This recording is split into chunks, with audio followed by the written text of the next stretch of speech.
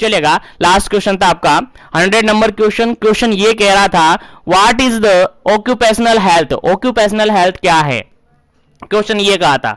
और क्वेश्चन में ऑक्यूपेशन आ रहा है, देखिए सिंपल सा, आप सब जानते होंगे ऑक्यूपेशन का एक्चुअल मीनिंग क्या होता है, सब जानते होंगे ऑक्यूपेशन का। हिंदी में कहीं तो जनरली इसको व्यवसाय कहते हैं, क्या कहते हैं, व्यवसाय कहते हैं। यानी जो भी आप ओकेशनली काम करते हैं, जो भी आप काम करते हैं, वर्क प्लेस जहां पर भी आपका है, कहीं पर भी हो सकता है वर्क प्लेस, ठीक है, कहीं पर भी हो सकता है, आपका माइंस हो सकती है यानी फैक्ट्रीज वगैरह हो सकती है, अदर कोई वर्क आप वर्कआउट करते हैं तो वो हो सकता है। तो जो आपका वर्क प्लेस है, जो आपका ऑक्यूपेशन है, उस ऑक्यूपेशन की हेल्थ क्या है, यानी ऑक्यूपेशनल हेल्थ क्या है, समझ रहे हैं क्या बात कर रहा हूं, ऑक्यूपेशनल हेल्थ क्या है, उसके अकॉर्डिंग ऑप्शन में जो क्वेश्चन के अकॉर्डिंग अंदर जो ऑप्शन दिए थे उनके अकॉर्डिंग आपको आंसर देना था।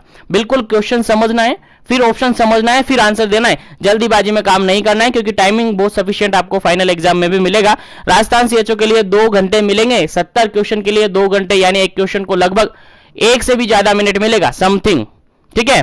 तो यहां तक 2 से ज्यादा 2 मिनट के समथिंग वहां पर आपको मिल जाएगा, तो परेशान होने की जरूरत नहीं है, बिल्कुल सस्पेंस से क्वेश्चन को पढ़ना है, ऑप्शन को सस्पेंस से पढ़ना है, फिर आपको सोच समझ के आंसर करना है, क्योंकि जल्दीबाजी नहीं करना है। हमें ट्रेनिंग का एग्जाम दे रहे हैं, हम कॉम्पिटिटिव एग्जाम नहीं दे रहे हैं कि हमें जल्दीबाजी करके नहीं, हम तो वहां निकलेंगे, नहीं निकलना है, हमें क्वेश्चन समझना है, फिर आंसर देना है, तभी आपका आंसर बिल्कुल एक्यूरेट बैठेगा। चलेगा, इस क्वेश्चन का राइट आंसर आपको बताना था कि क्वेश्चन ये कह रहा था कि ऑक्यूपेशनल हेल्थ क्या है। चलेगा, उम्मीद करता हूं सभी कैंडिडेट जुड़ गए होंगे, तो एक बार फिर से लाइक शेयर कर दीजिएगा चैनल को, इसको सेशन को, ताकि सभी कैंडिडेट जुड़ जाए, ताकि सेशन को स्पीड से अपन स्टार्ट कर दे। चलेगा, इस क्वेश्चन के अंदर ऑप्शन देखेगा पहलेगा, फर्स्ट नंबर ऑप्शन है यहाँ पर प्रिवेंशन ऑफ एनवायरमेंटल प्रॉब्लम, जो भी एनवायरमेंटल प्रॉब्लम है उनका प्रिवेंशन करना।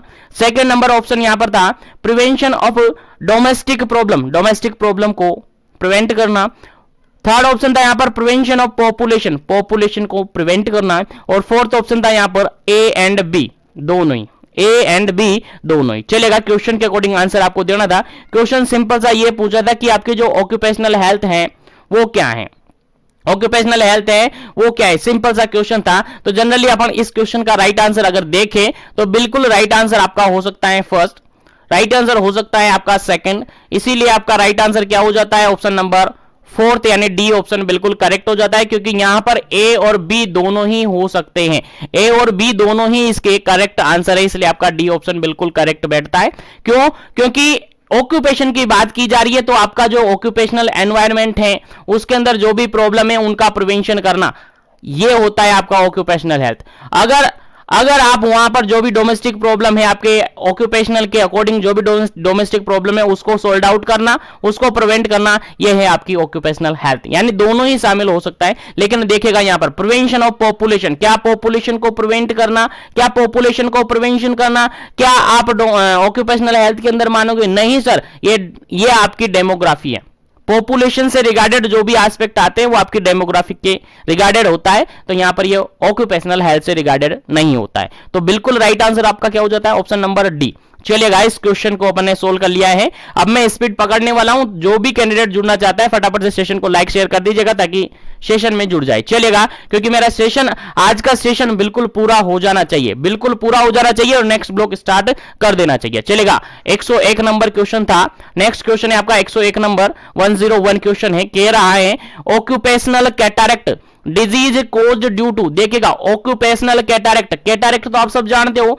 आई से रिगार्डेड प्रॉब्लम है, क्या है, आई से रिगार्डेड प्रॉब्लम है, आपकी आई के अंदर ओपेसिटी आ जाती है, बिल्कुल ऑक्यूपेशन की बात कर रही है, आपके व्यवसाय की बात किया जा रहा है, यानी ऑक्यूपेशनल कैटारेक्ट किसके कारण होता है, ऑप्शन के अकॉर्डिंग आंसर देना है। क्वेश्चन समझ में आ गया होगा तो ऑप्शन फटाफट से समझ लीजिएगा, फिर आंसर देते हैं। पहला ऑप्शन यहां पर देखेगा फिजिकल एजेंट, सेकंड ऑप्शन देखेगा केमिकल एजेंट, थर्ड ऑप्शन देखेगा बायोलॉजिकल एजेंट, फोर्थ ऑप्शन देखेगा मैकेनिकल एजेंट। यानी यहां पर सभी टाइप के एजेंट दिए हुए हैं, physical agent, chemical agent, biological agent और मैकेनिकल एजेंट। क्वेश्चन सिंपल सा ये पूछा है कि जो ऑक्यूपेशनल कैटारेक्ट होता है, यानी ऑक्यूपेशनल जो आई से रिगार्डेड प्रॉब्लम है, वो जनरली किस एजेंट के कारण से होती है, क्या फिजिकल एजेंट के कारण से होती है, क्या केमिकल एजेंट के कारण से होती है, क्या मैकेनिकल के कारण से होती है, क्या फिर बायोलॉजिकल एजेंट के कारण से होती है। फटाफट से अपना आंसर पुट कीजिएगा और मैं जो जो ये सेशन ले रहा हूं और जो सेशन आप ले रहे हो उनसे अपने आप का खुद का सेल्फ कॉन्फिडेंस बढ़ना चाहिए, क्योंकि आप यहां पर सेल्फ इवोल्यूशन कर सकते हैं। आप अपने पास नोटबुक रख के हर क्वेश्चन का आंसर आप मेंशन कर सकते हैं, उसका करेक्ट आंसर मैं आपको बताता हूं, उसके बाद आप सेशन के एंड में इवोल्यूट करें कि आपने कितने क्वेश्चन के आंसर दिए आज के सेशन के। अप्रोक्सीमेटली 50-70 क्वेश्चन 100 क्वेश्चन अपन सोल्व करते हैं एक सेशन के अंदर, तो उसके अकॉर्डिंग अपने आप को इवैल्यूएट करें कि आपने कितना बेटर दिया। मैं मेरा खुद का 100% देता हूं, आप अपने आप में कितना दे पा रहे हैं। चलेगा, इस क्वेश्चन का जो बिल्कुल राइट आंसर है आपका, इस क्वेश्चन का जो बिल्कुल राइट आंसर है that is option number first बिल्कुल करेक्ट आंसर है। ऑप्शन नंबर फर्स्ट बिल्कुल करेक्ट आंसर है। फिजिकल एजेंट के कारण से आपकी ऑक्यूपेशनल कैटरेक्ट देखने को मिलता है। कैटरेक्ट जो कि आई से रिगार्डेड प्रॉब्लम है, आई जो आई लेंस है वहां पर ओपेसिटी आने लग जाती है। क्या होने लग जाती है? ओपेसिटी आने लग जाती है। और जनरली इंडिया की बात करें तो ये ओल्डरली एज के अंदर ज्यादा देखने को मिलता है, जो एल्डरली एज है वहां पर ज्यादा देखने को ये मिलता है। तो यहां पर ऑक्यूपेशनल हेल्थ या ऑक्यूपेशनल कैटरेक्ट की बात की जा रही है तो फिजिकल एजेंट के कारण से ये जनरली देखने को मिलता है। और प्रीवियसली सेशन के अंदर जनरली मैंने कहा था कि ये लाइट के कारण से देखने को मिलता है।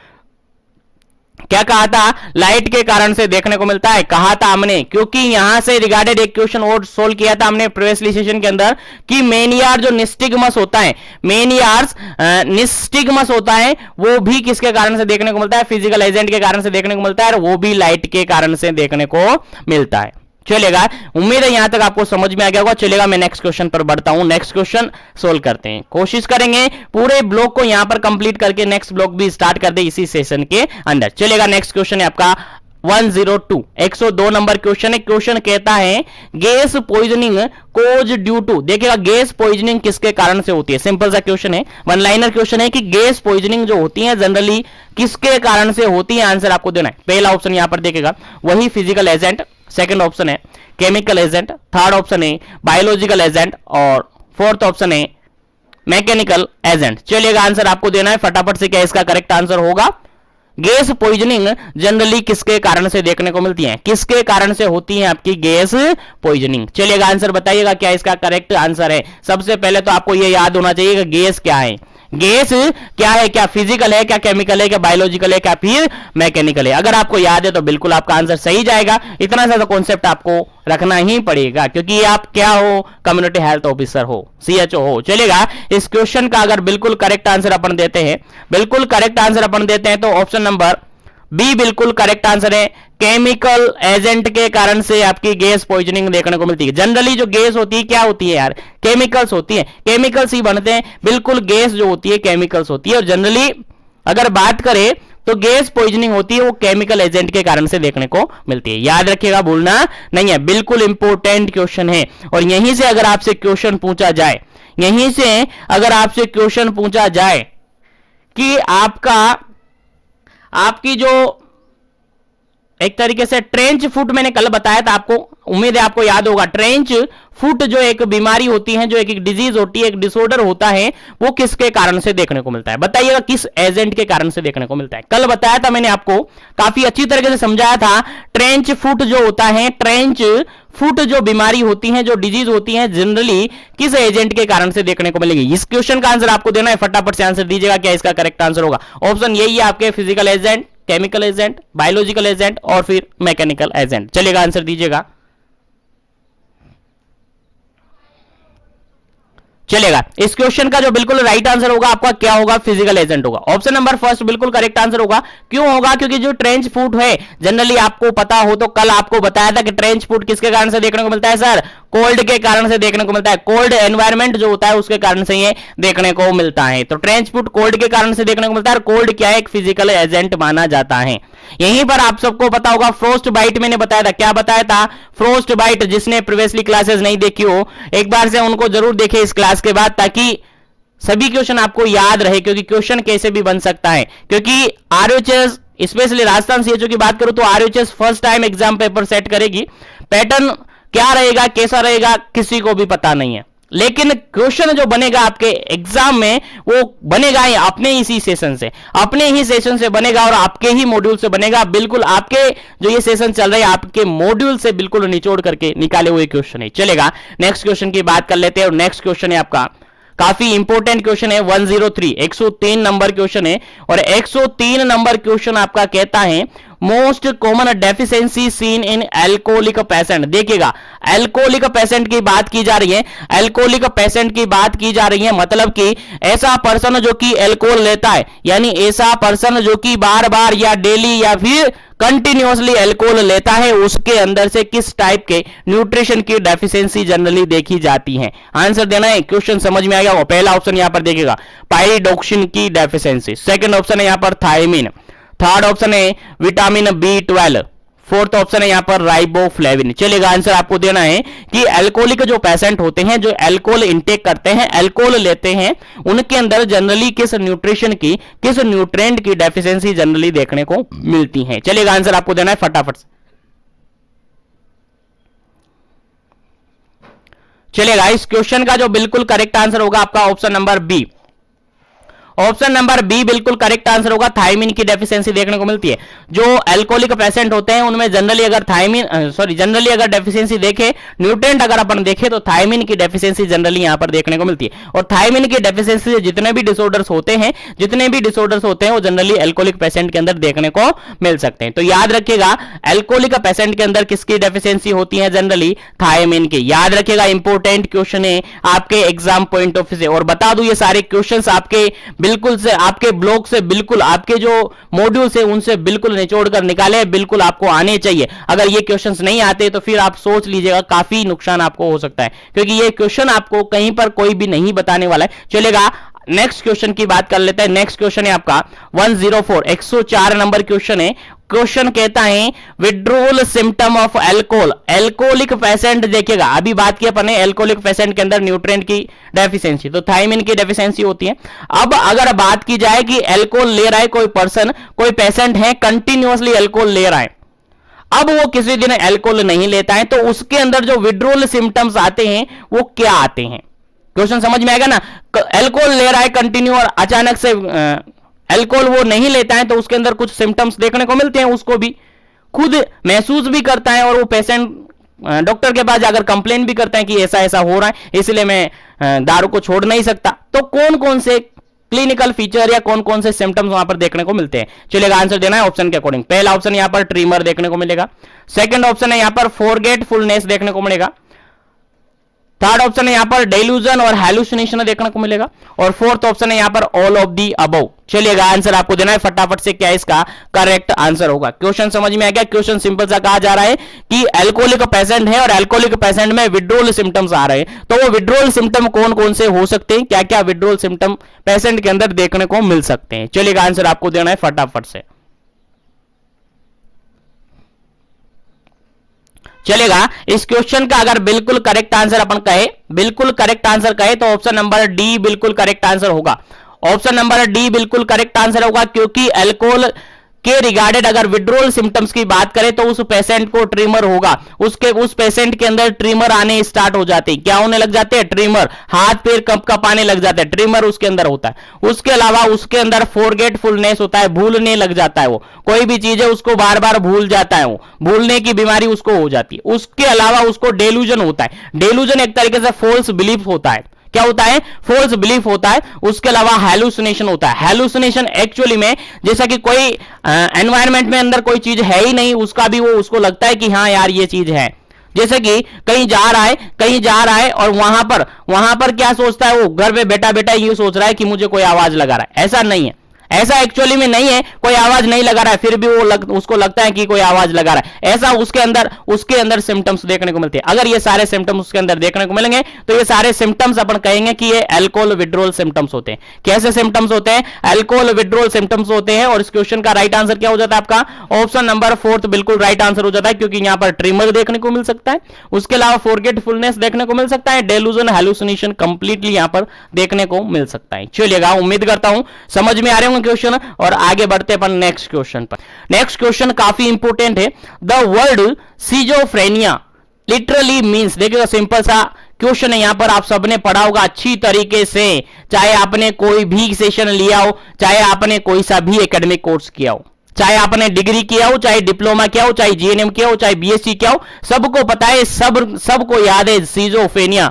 सिजोफ्रेनिया क्या होता है, बिल्कुल आप सबको याद होगा। यहां पर सिंपल सा लिटरली आपसे मींस पूछता है कि सिजोफ्रेनिया का लिटरली मींस क्या होता है। जनरली अपन क्या सकते हैं, सिजोफ्रेनिया को क्या कह सकते हैं। चलेगा, ऑप्शन के अकॉर्डिंग आंसर देना है। क्वेश्चन समझ में आ गया तो केवल ऑप्शन के अकॉर्डिंग आंसर देना है, अपने आप को ओवर स्मार्ट नहीं समझना है, क्योंकि ये क्वेश्चन कैसे हैं, ऑब्जेक्टिव बेसिस है, और ऑब्जेक्टिव बेसिस में केवल गोला भरा जाता है, अपना दिमाग नहीं लगाया जाता है। चलेगा, क्वेश्चन पढ़ते हैं। क्वेश्चन समझ में आ गया, सिजोफ्रेनिया के रिगार्डेड क्वेश्चन पूछा है। चलेगा, ऑप्शन के अकॉर्डिंग आंसर देना है। पहला ऑप्शन यहां पर स्प्लिट माइंड, सेकंड ऑप्शन यहां पर हियरिंग वॉइस, थर्ड ऑप्शन यहां पर एग्जाजरेट इमोशन, थर्ड ऑप्शन यहां पर स्प्लिट पर्सनालिटी। चलेगा, आंसर आपको देना है, आंसर आपको देखना है, बस थोड़ा सा याद रखना है आपको, थोड़ा सा। जिसको याद है उसके लिए काफी अच्छी बात है, जिसको याद नहीं है वो याद कर लीजिएगा, क्योंकि ये बिल्कुल फिक्स्ड क्वेश्चन है और इनमें कोई चेंजेस नहीं होता है, एज इट इज क्वेश्चन पूछे जाते हैं, इनमें ज्यादा कुछ चेंजेस नहीं होता है, बिल्कुल एज इट इज क्वेश्चन पूछे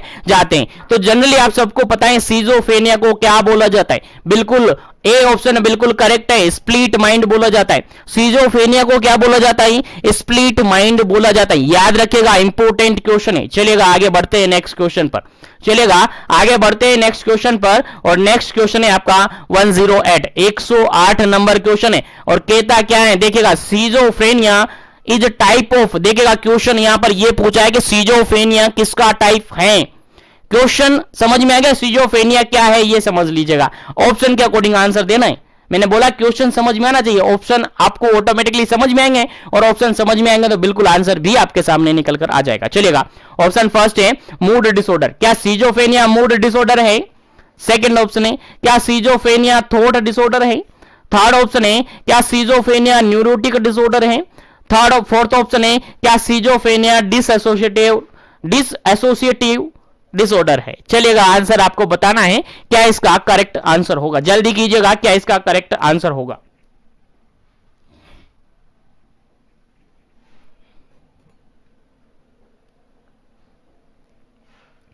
चलिएगा, अगर बात करें अपन इस क्वेश्चन की तो बिल्कुल करेक्ट आंसर होता है आपका option number B.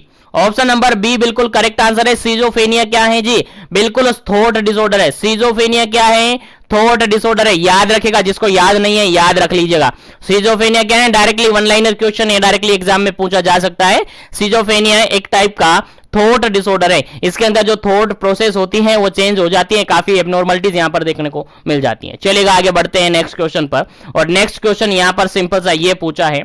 Next question 109, 109 number question पूछा है, what is the risk factor, what is the risk factor for substance abuse. Substance abuse के पीछे क्या क्या रिस्क फैक्टर हो सकते हैं, क्या क्या रिस्क फैक्टर माने जाते हैं सब्सटेंस अब्यूज के बाद। मान के चलिए कोई पर्सन है, मान के चलिए कोई पर्सन है, अब वो सब्सटेंस का अब्यूज करने लग जाता है, यानी ड्रग अब्यूज करने लग जाता है, कोई भी जैसे अल्कोहल लेने लग जाता है, कोई भी स्मोकिंग करने लग जाता है, कोई भी एक बुरी लत उसको लग जाती है, तो उसके पीछे रिस्क फैक्टर क्या है। क्वेश्चन समझ में आएगा ना, बिल्कुल आंसर समझना है, आंसर देना है। पहला ऑप्शन यहां पर है sense of inferiority, second option है poor self esteem, third option है स्ट्रेस एंड डिप्रेशन, और फोर्थ ऑप्शन है ऑल ऑफ दी अबव। चलिएगा, आंसर आपको देना है, क्या इसका करेक्ट आंसर होगा risk factor for substance abuse. चलिएगा, आंसर दीजिएगा। चलेगा, इस क्वेश्चन का अगर अपन आंसर देखें तो बिल्कुल करेक्ट आंसर होगा आपका option number D. Option number D बिल्कुल करेक्ट आंसर होगा। कैसे होगा सर, देखिएगा, पहला ऑप्शन यहां पर है सेंस ऑफ इन्फेरिटी, यानी यहां पर हीन भावना उसके अंदर आ जाती है, हीन भावना उसके अंदर आ जाती है, क्या हो जाती है, हीनता उसके अंदर आ जाती है, हीन भावनाएं उसके अंदर आने लग जाती है, यानी जो भी सोचता है नेगेटिविटी उसके माइंड में आ जाती है। क्या हो जाती है, नेगेटिविटी उसके माइंड में आ जाती है। जैसे कि मान के चलेगा कोई पर्सन है, अगर किसी एग्जामिनेशन में फेल हो गया है, लेकिन वो पहले अभी तक पॉजिटिव था, लेकिन लोगों ने के उससे बार बार कुछ ना कुछ कहते रहते, तो उसके माइंड में एक हीन भावना आ गई, यार सब मुझे ऐसे कहते रहे, ऐसे कहते, तो उसके अंदर इन्फेरिटी आ गई, और इन्फेरिटी आती ही उसके माइंड में क्या आ गया, यार अब इससे तो बाहर निकलना पड़ेगा, तो फिर वो कुछ ना कुछ सब्सटेंस का अब्यूज करने लग जाता है। उसके अलावा पुअर सेल्फ स्टीम, उसके अंदर जो सेल्फ स्टीम है वो पुअर हो जाए, अगर पेशेंट को क्या हो रहा है, स्ट्रेस हो रहा है, बहुत ज्यादा डिप्रेशन अगर हो रहा है, तो ऐसी कंडीशन में यानी तीनों ही कंडीशन में पेशेंट क्या कर सकता है, ड्रग अब्यूज कर सकता है, सब्सटेंस अब्यूज कर सकता है। इसलिए आपका आंसर क्या हो जाता है, ऑप्शन नंबर डी। उम्मीद है समझ में आ गया होगा क्वेश्चन। तो आगे बढ़ते हैं नेक्स्ट क्वेश्चन पर। चलेगा, नेक्स्ट क्वेश्चन की बात करते हैं। नेक्स्ट क्वेश्चन काफी इंपॉर्टेंट है आपका 110 नंबर क्वेश्चन है, 110 नंबर क्वेश्चन है। क्वेश्चन कहता है which of the following is most common symptoms of opioid toxicity. देखिएगा, ओपियोइड टॉक्सिसिटी हो रखी है किसी पर्सन को, तो उसके अंदर मोस्ट कॉमन सिम्टम कौन सा देखने को मिलेगा। क्वेश्चन समझ में आ रहा है ना। क्वेश्चन सिंपल सा ये कहा जा रहा है कि किसी पर्सन के अंदर ओपियोइड टॉक्सिसिटी हो रखी है, यानी ओपियोइड की ज्यादा मात्रा में वो ले रहा है, ज्यादा मात्रा में उसके अंदर हो गई है, ओपियोइड टॉक्सिसिटी उसके अंदर हो गई है, तो उसके अंदर कौन सा मोस्ट कॉमन सिम्टम देखने को मिलेगा। चलेगा, ऑप्शन के अकॉर्डिंग आंसर देना है। पहला ऑप्शन यहां पर है हाइपोटेंशन देखने को मिलेगा। सेकंड ऑप्शन यहां पर कॉन्स्ट्रिक्टेड प्यूपिल, उसकी जो आई प्यूपिल है वो भी कॉन्स्ट्रिक्टेड देखने को मिलेगी। थर्ड ऑप्शन है यहां पर रेस्पिरेटरी सप्रेशन देखने को मिलेगा। फोर्थ ऑप्शन है यहां पर ऑल ऑफ दी अबव देखने को मिलेगा। चलेगा, आंसर आपको देना है ऑप्शन के अकॉर्डिंग। क्या इसका करेक्ट आंसर है, किसी पर्सन के अंदर ओपियोइड टॉक्सिसिटी हो चुकी है, तो उसके अंदर मोस्ट कॉमनली सिम्टम्स कौन सा देखने को मिलेगा। आंसर आपको देना है फटाफट से, क्या इसका करेक्ट आंसर रहेगा। जल्दी से अपना आंसर कमेंट करना है, उसके बाद इसका करेक्ट आंसर बताया जाएगा और आगे बढ़ा जाएगा, क्योंकि क्वेश्चन सेशन काफी बड़ा है और काफी सारे क्वेश्चन अपन डिस्कस करेंगे, इसलिए थोड़ा जल्दी कीजिएगा, जल्दी जल्दी अपना आंसर सबमिट कीजिएगा ताकि आगे बढ़ते रहे हम अगले क्वेश्चन पर। चलेगा, और जो भी कैंडिडेट नए ज्वाइन हो रहे हैं सेशन में, सेशन को लाइक शेयर करते रहेगा और चैनल को सब्सक्राइब नहीं किया तो वो कर लीजिएगा ताकि इसी तरीके से कंटिन्यू सेशन आपको मिलता रहे। चलेगा, 110 नंबर का जो क्वेश्चन का राइट आंसर हो जाता है आपका ऑप्शन नंबर डी, बिल्कुल करेक्ट आंसर हो जाता है। क्योंकि अगर किसी पर्सन के अंदर ओपियोइड टॉक्सिसिटी होती है तो उसके अंदर जनरली हाइपोटेंशन देखने को मिलता है। क्या देखने को मिलता है, हाइपोटेंशन। हाइपोटेंशन क्या होता है सर, बीपी लो। क्या होता है सर, बीपी लो देखने को मिलता है। उसके अलावा कॉन्स्ट्रिक्ट हो जाती है उसकी आई प्यूपिल, आई की जो प्यूपिल्स है वो कॉन्स्ट्रिक्ट हो जाती है। उसके अलावा उसके अंदर रेस्पिरेटरी सप्रेशन भी देखने को मिल सकता है। तो तीनों ही यहां पर देखने को मिल सकते हैं, इसलिए बिल्कुल करेक्ट आंसर क्या हो जाता है आपका, ऑप्शन नंबर फोर्थ हो जाता है, डी हो जाता है। चलिएगा, आगे बढ़ते हैं नेक्स्ट क्वेश्चन पर। आगे बढ़ते हैं नेक्स्ट क्वेश्चन पर। नेक्स्ट क्वेश्चन सिंपल सा क्या पूछा है, देखिएगा, नेक्स्ट क्वेश्चन पूछा है 111 नंबर क्वेश्चन पूछ रहा है mental health act. Mental health act है वो कब आया था। क्वेश्चन सिंपल सा पूछा है मेंटल हेल्थ एक्ट कब आया था। चलिएगा, जल्दी से आपको आंसर बताना है, क्या इसका करेक्ट आंसर होगा, फटाफट कीजिएगा। मेंटल हेल्थ एक्ट कब आया था, चलिएगा जल्दी से आंसर दीजिएगा। ऑप्शन नंबर फर्स्ट है 1982 के अंदर, 1982 के अंदर। सेकंड ऑप्शन है यहां पर 1983 के अंदर, 1983 के अंदर। थर्ड ऑप्शन है 1985 के अंदर, 1985 के अंदर। और फोर्थ ऑप्शन है 1987, 1987 के अंदर। चलेगा, आंसर आपको देना है, क्या इसका करेक्ट आंसर है मेंटल हेल्थ एक्ट कब आया था। चलिएगा, आंसर आपको देना है फटाफट से, क्या इसका करेक्ट आंसर होगा। चलिएगा, इस क्वेश्चन का जो बिल्कुल राइट आंसर है that is option number D. Option number D बिल्कुल राइट आंसर है, मेंटल हेल्थ एक्ट 1987 के अंदर आया था। बिल्कुल आपको याद रखना है 1987 के अंदर आया था। उसके अलावा इसके अंदर कुछ क्वेश्चंस और हैं, वो भी अपन डिस्कस करेंगे, उसके बाद आपको सारे क्वेश्चन यहां पर मिल जाएंगे। चलेगा, ठीक है, यहां तक समझ में आया कि मेंटल हेल्थ एक्ट कब आया, 1987 के अंदर आया। बाकी कुछ क्वेश्चन अभी और है, यहां नहीं बता सकते क्योंकि आगे मैंने क्वेश्चन मेंशन किए हैं। चलेगा, नेक्स्ट क्वेश्चन आपके सामने है और इंपॉर्टेंट क्वेश्चन है ये। क्वेश्चन आपके एग्जाम में पूछा जा सकता है, 100% स्टार बना लीजिएगा, मेंशन कर लीजिएगा, आपके एग्जाम में पूछा जा सकता है। चलेगा, क्वेश्चन यहां पर ये पूछा है mental health care bill was introduce इन राज्यसभा। राज्यसभा के अंदर जो मेंटल हेल्थ केयर के रिगार्डेड बिल स्टार्ट हुआ था, इंट्रोड्यूस किया गया था, वो कब किया गया था। क्वेश्चन समझ में आया ना, क्या कह रहा है क्वेश्चन सिंपल सा ये कह रहा है, क्वेश्चन सिंपल सा ये कह रहा है कि मेंटल हेल्थ केयर के रिगार्डेड जो बिल पारित हुआ था, बिल इंट्रोड्यूस किया गया था राज्यसभा में, वो कब किया था।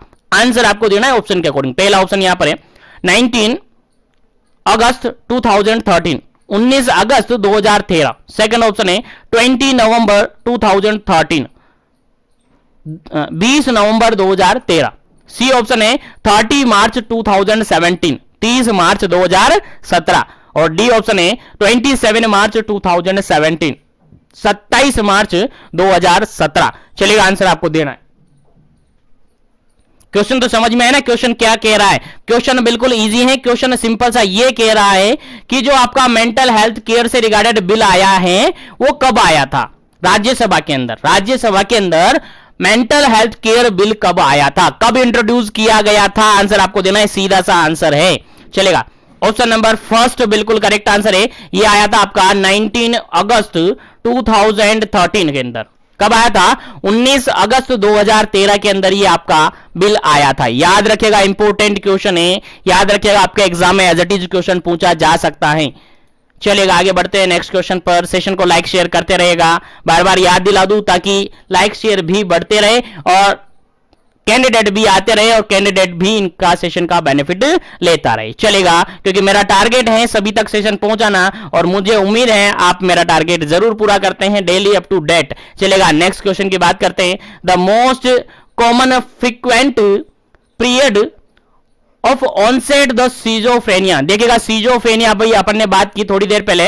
सीजोफ्रेनिया एक थॉट डिसऑर्डर है। क्या है? थॉट डिसऑर्डर है जिसके अंदर स्प्लिट माइंड देखने को मिलता है। क्या देखने को मिलता है? स्प्लिट माइंड देखने को मिलता है। तो जनरली क्वेश्चन यहां पर यह पूछा जा रहा है कि जनरली जो सीजोफ्रेनिया होता है मोस्ट कॉमनली फ्रीक्वेंट कहां पर होता है, यानी ऑनसेट, फ्रीक्वेंसी ऑफ ऑनसेट की बात की जा रही है, यानी जनरली सीजोफ्रेनिया किस एज ग्रुप के अंदर देखने को मिलता है। क्वेश्चन समझ में आया ना क्या कह रहा है? क्वेश्चन सिंपल सा ये कह रहा है सीजोफ्रेनिया की जो मेंटल इलनेस हैं, जो कि थॉट डिसऑर्डर हैं, वो जनरली किस एज ग्रुप के अंदर देखने को मिलती हैं। क्वेश्चन समझ गए? अब ऑप्शन देखिएगा, पहला ऑप्शन यहां पर है एडोलसेंट एज ग्रुप के अंदर देखने को मिलेगी। सेकंड ऑप्शन है यहां पर चाइल्डहुड के अंदर देखने को मिलेगी। थर्ड ऑप्शन यहां पर मिडिल एज के अंदर देखने को मिलेगी और फोर्थ ऑप्शन यहां पर ओल्ड एज के अंदर देखने को मिलेगी। चलेगा, आंसर आपको देना है फटाफट से, क्या इसका करेक्ट आंसर होगा? सीजोफ्रेनिया जो कि एक थॉट डिसऑर्डर है, मेंटल इलनेस है, जनरली किस एज ग्रुप के अंदर देखने को मिलती हैं।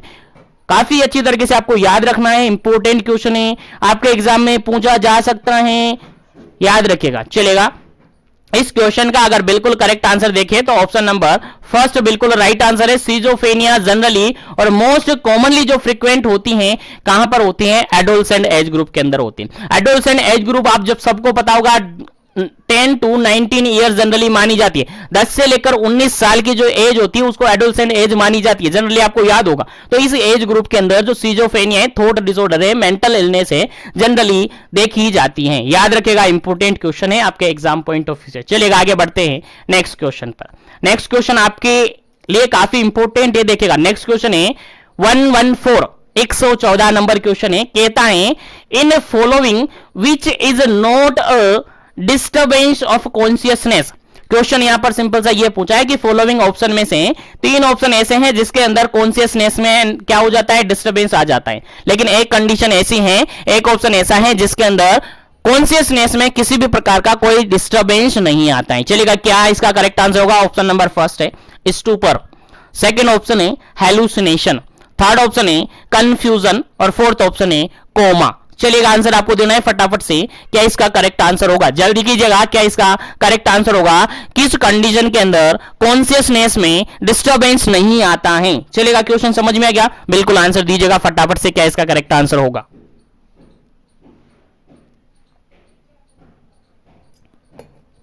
चलेगा, इस क्वेश्चन का अगर बिल्कुल करेक्ट आंसर अपन देते हैं तो option number B, option number B बिल्कुल करेक्ट आंसर है, क्योंकि आप सबको पता है स्टूपर के अंदर कॉन्शियसनेस में कुछ डिस्टर्बेंस देखने को मिलता है। उसके अलावा कंफ्यूजन हो रहा है तो उसके अंदर भी डिस्टर्बेंस देखने को मिल सकता है। कोमा है तो उसके अंदर भी कॉन्शियसनेस के अंदर डिस्टर्बेंस देखने को मिल सकता है। लेकिन हैलुसिनेशन में किसी भी टाइप का कॉन्शियसनेस में डिस्टर्बेंस नहीं होता है। यहां पर केवल और केवल पेशेंट है जो ऑब्जेक्ट एनवायरमेंट में नहीं है उसका भी फील कर लेता है, उसको भी ये मान लेता है कि हाँ वो है, बस इसमें ऐसा होता है। बाकी इसमें ऐसा कुछ भी नहीं होता है, कॉन्शियसनेस में कोई डिस्टर्बेंस नहीं आता है, क्योंकि जो हैलुसिनेशन है वो परसेप्शन से रिगार्डेड डिसऑर्डर है, परसेप्शन से रिगार्डेड एबनॉर्मलिटीज हैं। तो याद रखिएगा, इंपॉर्टेंट क्वेश्चन है आपके एग्जाम पॉइंट ऑफ व्यू से। चलेगा, आगे बढ़ जाते हैं वापस से नेक्स्ट क्वेश्चन पर। नेक्स्ट क्वेश्चन आपके सामने काफी इंपॉर्टेंट है। 115 नंबर क्वेश्चन है। कहता क्या है? देखेगा, anxiety disorder caused by, anxiety disorder generally किसके कारण से होता है? यानी एंजाइटी डिसऑर्डर के कारण आपसे पूछे गए ऑप्शन के अकॉर्डिंग आंसर आपको देना है। पहला ऑप्शन यहां पर है जेनेटिक फैक्टर के कारण से एंजाइटी डिसऑर्डर हो सकती है। सेकंड ऑप्शन है एनवायरमेंटल फैक्टर के कारण से हो सकती है।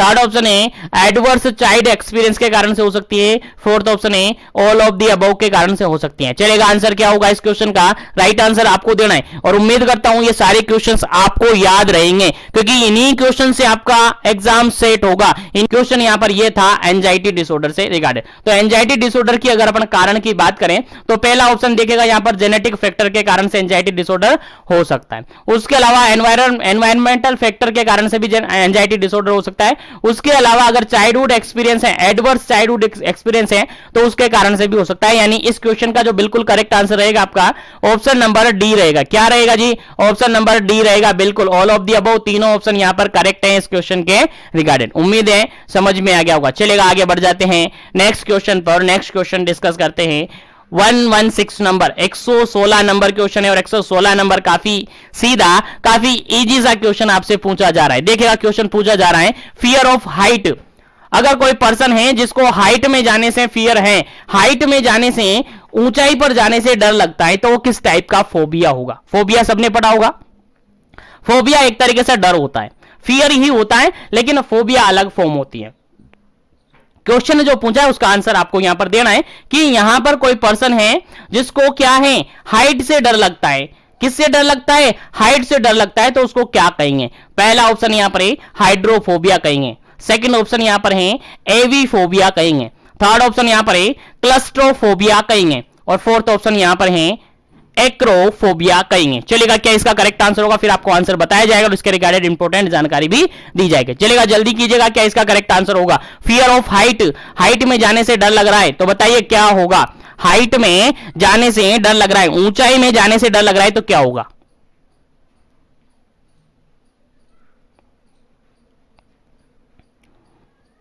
चलेगा, इस क्वेश्चन का जो बिल्कुल राइट आंसर है that is option number D, बिल्कुल करेक्ट आंसर है। ऑप्शन नंबर डी बिल्कुल करेक्ट आंसर है। अगर किसी पर्सन के अंदर ऐसा डर है कि वो ऊंचाई में जाने से डरता है, तो ये आपका क्या आंसर होगा?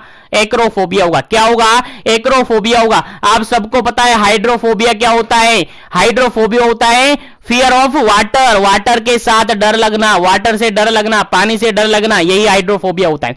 अगर एवीफोबिया की अपन कहें, एवियोफोबिया की अगर अपन बात करें, तो फ्लाइंग करने से डर लगता है। किससे? फ्लाइंग, उड़ान भरने से डर लगता है, यही होता है एवियोफोबिया। अगर बात करें अपन क्लस्ट्रोफोबिया की, तो क्लस्ट्रोफोबिया मतलब होता है fear of confined palace. Fear of confined palace, confined palace से क्या होना?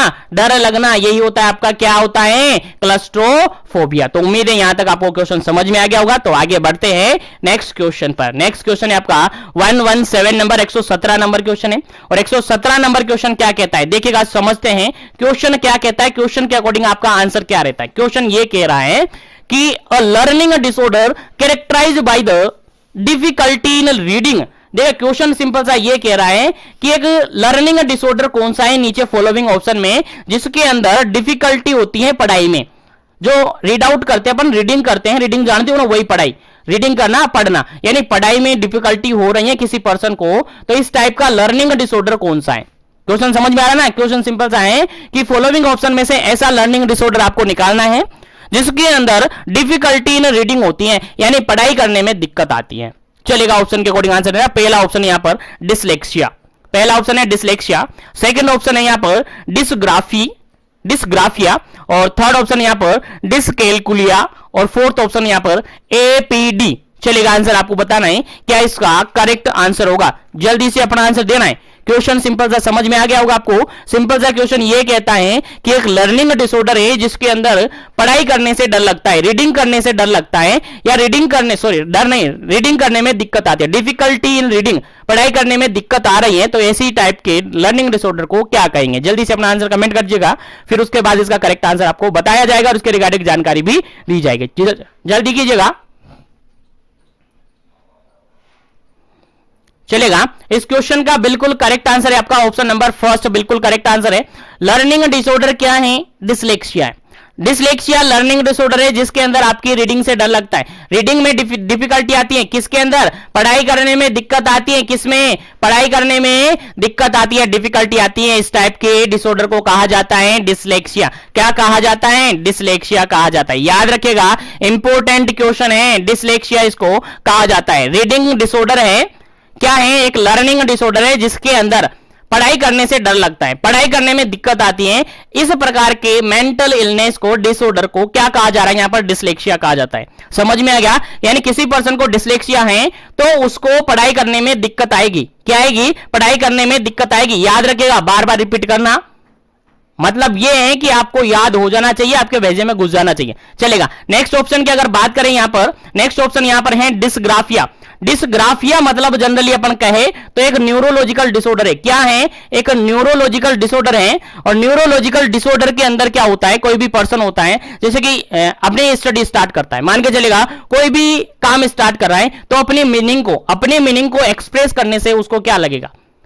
डिफिकल्टी आएगी। अपने मीनिंग को एक्सप्रेस करने में डिफिकल्टी आएगी। मान के चलिए कोई भी पर्सन है, उसको कोई थॉट आ रहा है, कोई भी पर्सन है उसको कोई थॉट आ रहा है, तो वो पेपर में अपने थॉट को लिख नहीं पाता है, पेपर में अपने थॉट को एक्सप्रेस नहीं कर पाता है, यानी अपने थॉट को वो एक्सप्रेस नहीं कर पाता है। इस टाइप के जो इस प्रकार के जो एब्नॉर्मलिटीज होती है, डिफिकल्टी होती है या डिसऑर्डर होता है, उसको क्या कहते हैं? अपन डिसग्राफिया कहते हैं। और जो कि जनरली एक न्यूरोलॉजिकल डिस्टर्बेंस होता है, न्यूरोलॉजिकल डिसऑर्डर होता है। याद रखेगा, यानी इसमें कोई भी आइडियाज, कोई भी थॉट जो भी माइंड में आता है उसको पेपर में नहीं लिख पाता है, उसमें डिफिकल्टी उसको होती है। इस टाइप के डिसऑर्डर को कहते हैं डिसग्राफिया, जनरली याद रखेगा। उसके अलावा थर्ड ऑप्शन की बात करें यहां पर, थर्ड ऑप्शन यहां पर है डिसकैलकुलिया। देखिएगा, नाम से मीनिंग निकला, डिस मतलब तो होता है डिफिकल्टी, कैलकुलिया मतलब कैलकुलेट करना, यानी जनरली अपन कहें तो ये भी एक लर्निंग डिसऑर्डर है। क्या है? ये भी एक लर्निंग डिसऑर्डर है, लेकिन इसके अंदर जो डिसऑर्डर जो है उसमें डिफिकल्टी किसके अंदर आती है? डिफिकल्टी आती है इसके अंदर जनरली कैलकुलेशन में। किसके अंदर?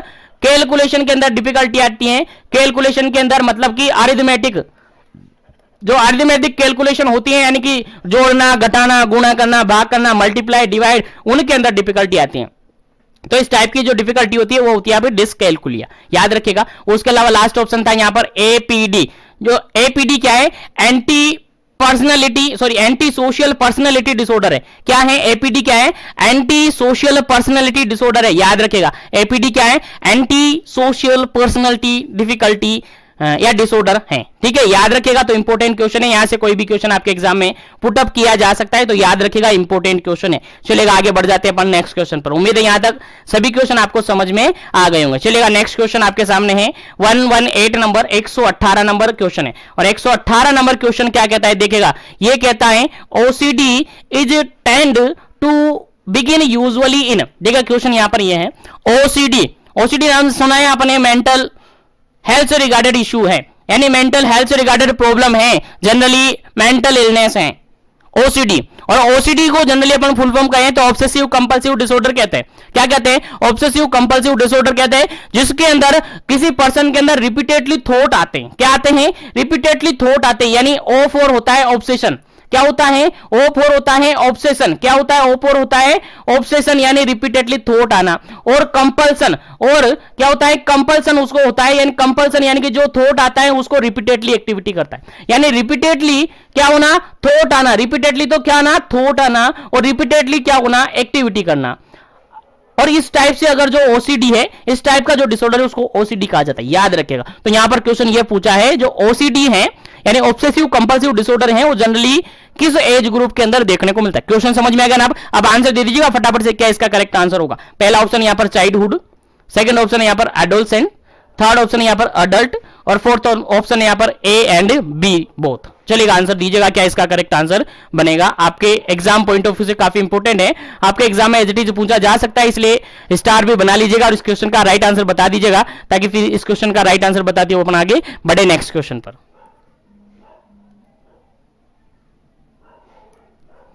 चलेगा, इस क्वेश्चन का अगर बिल्कुल करेक्ट आंसर अपन देखें, बिल्कुल करेक्ट आंसर अगर अपन देखें तो इस क्वेश्चन का राइट आंसर होगा आपका ऑप्शन नंबर डी। क्या होगा? ऑप्शन नंबर डी इस क्वेश्चन का बिल्कुल राइट आंसर होगा। यहां पर चाइल्डहुड के अंदर भी ये देखने को मिलता है जनरली, और एडोलसेंट के अंदर भी ये जनरली देखने को मिलता है, लेकिन एडल्ट के अंदर इसको कम देखा गया है, कम इसके चांसेस माने जाते हैं। यानी ये जनरली कहा जाए तो ओसीडी जो होता है, ऑब्सेसिव कंपल्सिव डिसऑर्डर होता है, जनरली चाइल्डहुड के अंदर और एडोलसेंट के अंदर ज्यादातर ये देखने को मिलते हैं। किस किस के अंदर? चाइल्डहुड के अंदर और एडोलसेंट हेल्थ के अंदर या एडोलसेंट एज के अंदर, इन दोनों एज ग्रुप के अंदर ये ज्यादातर देखने को मिलते हैं। याद रखिएगा, इंपॉर्टेंट क्वेश्चन है आपके एग्जाम पॉइंट ऑफ व्यू से, याद रखिएगा, भूलना नहीं है। चलेगा, आगे बढ़ते हैं नेक्स्ट क्वेश्चन पर, आगे बढ़ते हैं नेक्स्ट क्वेश्चन पर। नेक्स्ट क्वेश्चन यहां पर सिंपल सा ये कहा जा रहा है, देखिएगा क्वेश्चन समझिएगा। 119 नंबर क्वेश्चन है। क्वेश्चन कह रहा है pre disposing factor for the OCD, जो ओसीडी है ऑब्सेसिव कंपल्सिव डिसऑर्डर है, उसके रिगार्डेड प्री डिस्पोजिंग फैक्टर कौन कौन से, यानी किस किस के कारण से ओसीडी होने के चांसेस रहते हैं। ऐसा माना जाता है कि इसके कारण से ओसीडी होने के चांसेस होते हैं। कौन कौन से फैक्टर, वो फैक्टर आपको ढूंढने। चलेगा, पहला ऑप्शन है यहां पर फैमिली हिस्ट्री, अगर प्रीवियसली फैमिली हिस्ट्री में किसी को ओसीडी था तो हो सकता है। सेकंड ऑप्शन है यहां पर ट्रोमेटिक चाइल्डहुड, अगर किसी पर्सन को, किसी बच्चे को अगर बचपन में चोट लग गई है, ट्रोमा हो गया है, तो उसके कारण से देखने को मिल सकता है। थर्ड ऑप्शन यहां पर चाइल्ड माल ट्रीटमेंट, चाइल्ड के अंदर माल ट्रीटमेंट हुआ है उसके अंदर। उसके अलावा फोर्थ ऑप्शन है यहां पर ऑल ऑफ द अबव। चलेगा, आंसर आपको बताना है फटाफट से क्या इसका करेक्ट आंसर है। उम्मीद है आंसर आपको पता चल गया यार, मैंने नहीं समझा दिया क्वेश्चन, तो मैंने ही समझा दिया, आंसर भी मैंने ही समझा दिया, तो आंसर देने में क्या है, फटाफट से दीजिएगा, फिर आगे बढ़ते हैं नेक्स्ट क्वेश्चन पर।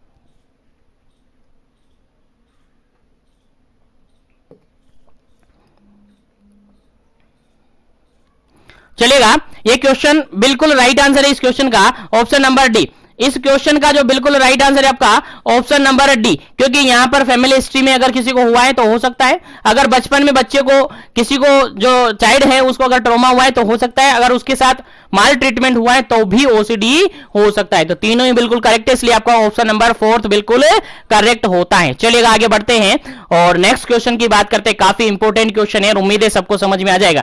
चलेगा, क्वेश्चन ये कहता है 120 नंबर क्वेश्चन, 120 नंबर क्वेश्चन है। क्वेश्चन ये कहता है a person who obsessive feel his hand are the dirty, एक पर्सन है जो कि ऑब्सेसिव कर रहा है, बार बार उसके माइंड में फील हो रहा है, वो अपने आप से फील कर रहा है कि उसको लगता है कि उसके हाथ कैसे हैं, गंदे हैं।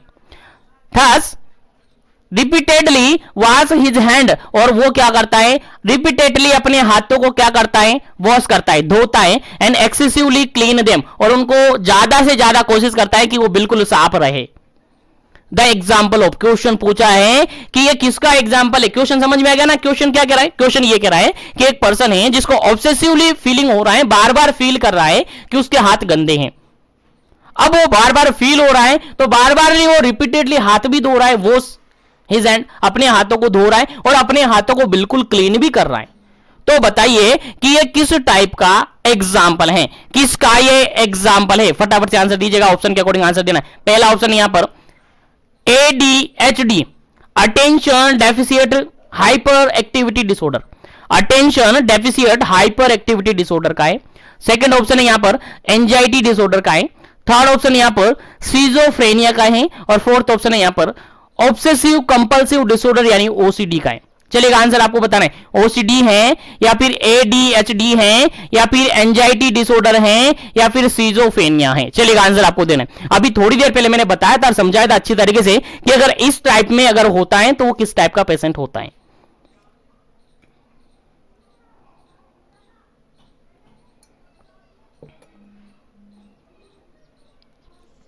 चलेगा, यहां पर जो बिल्कुल करेक्ट आंसर है, यहां पर जो बिल्कुल करेक्ट आंसर है that is option number D. Option number D बिल्कुल करेक्ट आंसर है। थोड़ी देर पहले मैंने आपको बताया था कि जो ओसीडी होती है, ओसीडी जो एक मेंटल इलनेस होती है जो कि जनरली चाइल्डहुड के अंदर और एडोलसेंस के अंदर ज्यादा देखने को मिलती है। यहां पर दो वर्ड बनते हैं ओसीडी, ओ और सी। ओ फॉर ऑब्सेसिव बन रहा है और सी फॉर कंपल्सिव बना है। ऑब्सेसिव मतलब रिपीटेडली थॉट आना और कंपल्सिव मतलब जो थॉट आ रहे हैं उनको रिपीटेडली एक्टिविटी करना, उसके अगेंस्ट वर्क करना।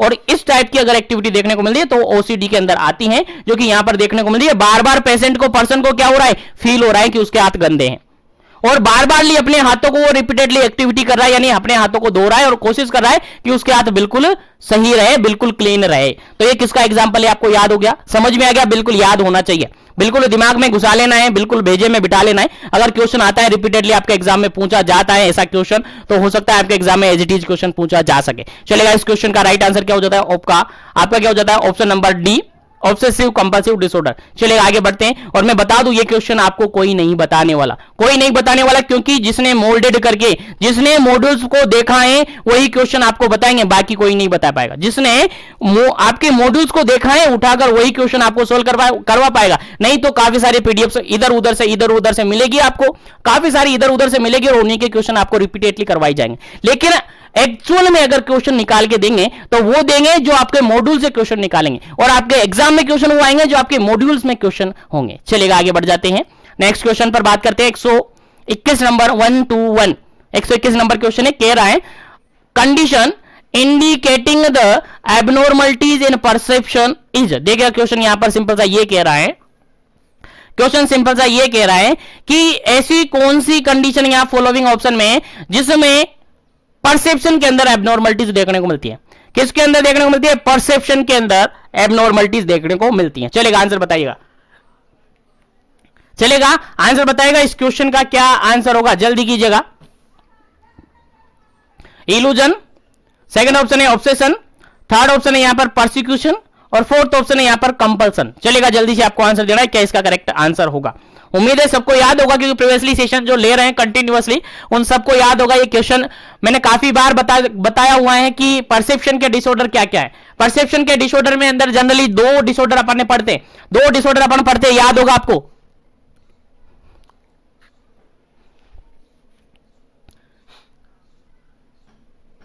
सॉरी, कितने डिसऑर्डर पढ़ते हैं अपन परसेप्शन के रिगार्डिंग? दो डिसऑर्डर। सर दो डिसऑर्डर कौन कौन से पढ़ते हैं? सर एक तो पढ़ते हैं अपन इल्यूजन, क्या पढ़ते हैं जी? इल्यूजन अपन पढ़ते हैं। दूसरा पढ़ते हैं अपन हैलुसिनेशन, दूसरा क्या पढ़ते हैं? हैलुसिनेशन। याद होगा आपको, नहीं याद है तो याद रखेगा, नहीं याद है तो याद रखेगा, क्योंकि ये डिसऑर्डर आपके एग्जाम पॉइंट ऑफ व्यू से काफी इंपॉर्टेंट है। चलेगा, देखिएगा यहां पर इल्यूजन क्या होता है। इल्यूजन में क्या होता है? ऑब्जेक्ट, जो ऑब्जेक्ट होता है वो प्रेजेंट होता है, ऑब्जेक्ट होता है वो क्या होता है? प्रेजेंट होता है, लेकिन उसके रिगार्डेड गलत परसीव होता है ना, फॉल्स परसेप्शन यहां पर अपन इसको कह सकते हैं। क्या कह सकते हैं? फॉल्स परसेप्शन यहां पर अपन कह सकते हैं, गलत परसीव यहां पर होता है, रोंग परसेप्शन अपन कह सकते हैं। क्या कह सकते हैं? रोंग परसेप्शन यहां कह सकते हैं। माना कि अंधेरा हो रहा है, दो पर्सन जा रहे हैं, रस्सी पड़ी है रास्ते में, एक पर्सन के पैर में ये आ गया, एक ने समझा इसको सांप, दूसरे ने समझा यार रस्सी होगी चलो छोड़ो, तो यहां पर क्या हुआ? जिसने सांप समझा उसको क्या हुआ? इल्यूजन हुआ। एक्चुअल में कुछ तो था वहां पर, ऑब्जेक्ट था लेकिन सांप नहीं था, रस्सी थी, तो ये इल्यूजन टाइप का। अगर हेलुसिनेशन की बात करें तो यहां पर जो ऑब्जेक्ट है वो एक्चुअली में क्या होता है? एब्सेंट होता है, एग्जैक्ट यहां पर होता ही नहीं है। जैसे कि मान के चले एक पर्सन है कमरे में बैठा हुआ है, एक पर्सन है कमरे में बैठा हुआ है और बैठे बैठे को याद है यार बेल बजा रहा है, कोई घंटी बजा रहा है, अपने वहां पर कोई घंटी बजा रहा है, या फिर भूत आ रहा है, भूत आ रहा है, ऐसा ऐसा उसको लग रहा है। जो चीज है ही नहीं उसको वो मान रहा है, जो कि वास्तव में है ही नहीं, एक्चुअल में ऑब्जेक्ट है ही नहीं वहां पर, तो ऐसे टाइप का जो होता है वो हैलुसिनेशन होता है। ठीक है, तो यहां पर जो इस क्वेश्चन का राइट आंसर होगा परसेप्शन से रिगार्डेड क्या होगा आपका? इल्यूजन होगा। क्या करेक्ट आंसर हो जाएगा आपका? इल्यूजन हो जाएगा। चलेगा, उम्मीद है समझ में आ गया होगा, तो आगे बढ़ जाते हैं नेक्स्ट क्वेश्चन पर। नेक्स्ट क्वेश्चन है आपका Alzheimer disease is associated with. देखिएगा अल्जाइमर डिजीज आपने पढ़ी होगी आप काफी अच्छी तरीके से, नहीं पढ़ी तो याद रखिएगा यार। अल्जाइमर डिजीज क्या है?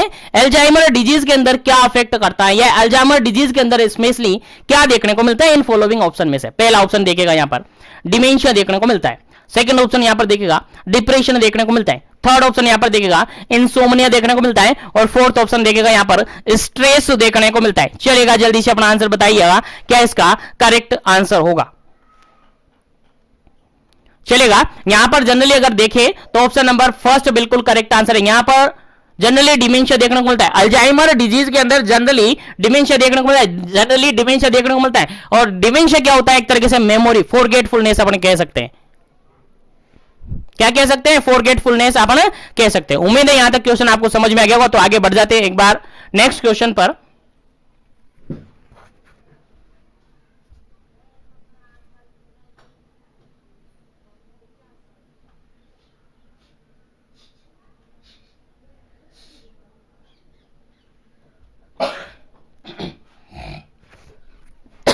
सॉरी, चलेगा नेक्स्ट क्वेश्चन के अपन डिस्कस करें। नेक्स्ट क्वेश्चन है 1 2 3 123 नंबर क्वेश्चन है, और 123 नंबर क्वेश्चन क्या कहता है देखिए समझते हैं।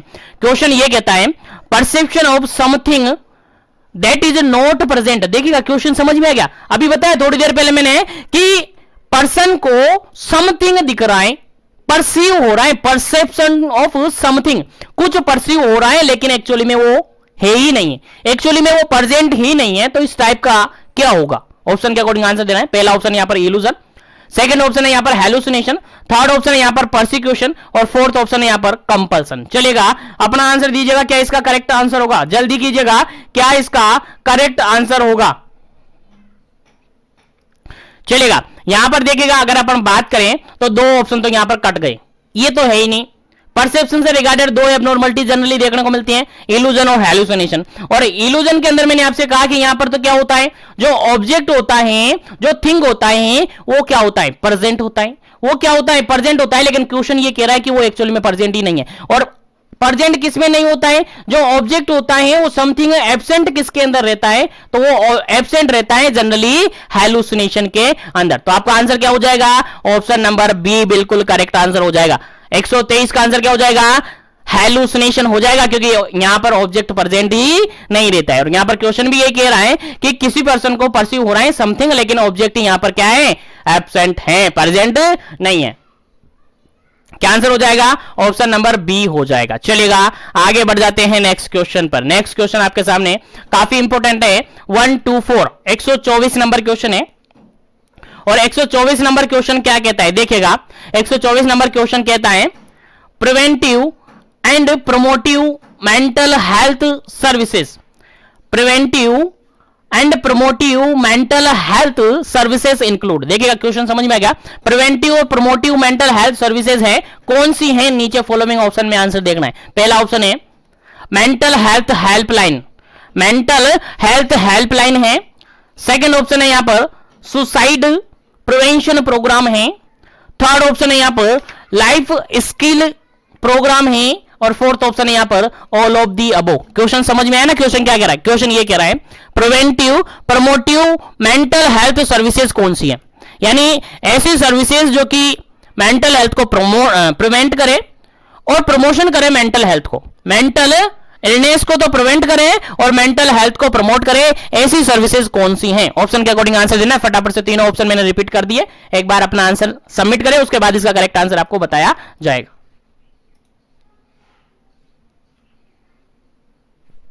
चलेगा, यहां अगर अपन बात करें तो ऑप्शन नंबर डी बिल्कुल करेक्ट आंसर हो जाता है, क्योंकि प्रिवेंटिव और promotive health mental health services होती है, वो ये भी होती है। यानी फर्स्ट नंबर ऑप्शन है मेंटल हेल्थ हेल्पलाइन नंबर या मेंटल हेल्थ हेल्पलाइन है, ये भी है, बिल्कुल ये भी है। उसके अलावा जो सुसाइडल प्रिवेंशन प्रोग्राम चलाई जाते हैं वो भी है, और लाइफ स्किल प्रोग्राम होते हैं वो भी, यानी तीनों ही बिल्कुल क्या है? प्रिवेंटिव और प्रमोटिव हेल्थ सर्विसेज है, जो कि तीनों ही बिल्कुल करेक्ट आंसर, इसलिए इसका राइट आंसर क्या हो जाता है? ऑप्शन नंबर डी हो जाता है। चलेगा, आगे बढ़ जाते हैं नेक्स्ट क्वेश्चन पर। नेक्स्ट क्वेश्चन है आपका 125 125 नंबर क्वेश्चन है। और 125 नंबर क्वेश्चन क्या कहता है? देखिएगा, 125 नंबर क्वेश्चन कहता है the drug de addiction programme was started in India by the ministry of health and family welfare. जो ministry of health and family welfare है, उसने ड्रग डी एडिक्शन प्रोग्राम कब स्टार्ट किया था? Drug de addiction, drug de addiction, एक तो addiction होता है और एक डी एडिक्शन होता है, यानी हटाना, यानी छुड़वाना। समझ में आ रहा है ना? यानी ड्रग डी एडिक्शन प्रोग्राम कब स्टार्ट किया गया था? Ministry of health and family welfare का ईयर आपको पूछा है। चलेगा, ईयर आपको बताना। पहला ऑप्शन यहां पर 1985 टू 1986, 1985 से 1986। सेकंड ऑप्शन है 1988 टू 1989। थर्ड ऑप्शन है 1995 टू 1996। और फोर्थ ऑप्शन है यहां पर 2001 टू 2002। चलेगा, आंसर आपको देना है फटाफट से, क्या इसका करेक्ट आंसर होगा? क्वेश्चन समझ में आ गया? क्वेश्चन सिंपल सा ये कह रहा है, क्वेश्चन सिंपल सा ये कह रहा है कि जो ड्रग डी एडिक्शन जो प्रोग्राम है वो स्टार्ट किया गया था। ड्रग डी एडिक्शन प्रोग्राम है जो स्टार्ट किया गया था ministry of health and family welfare के द्वारा। वो कब किया गया था? ईयर आपसे पूछा है, फटाफट से ईयर आपको बताना है, फिर इसका करेक्ट आंसर आपको बताया जाएगा। जल्दी कीजिएगा, क्या इसका करेक्ट आंसर होगा? उसके बाद इसका करेक्ट आंसर आपको बताया जाएगा।